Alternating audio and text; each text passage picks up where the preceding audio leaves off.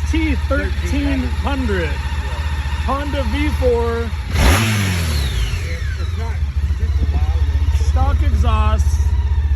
This guy's got 100.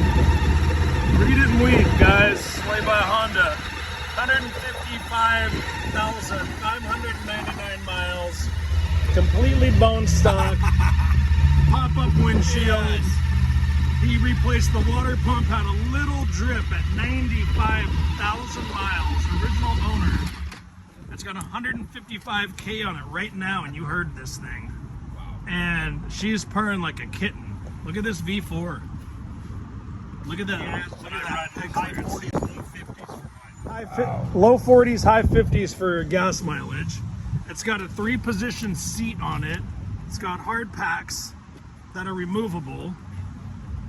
Huge cornering clearance on these pegs. It's got highway pegs up front. And that's the most miles I've seen out of a bike. Where are you from Oregon then? Yeah, I know. That is the most miles I've ever seen on a bike, personally. You know what? I've heard a lot of stories, but Get to ride. 155K. I've been riding.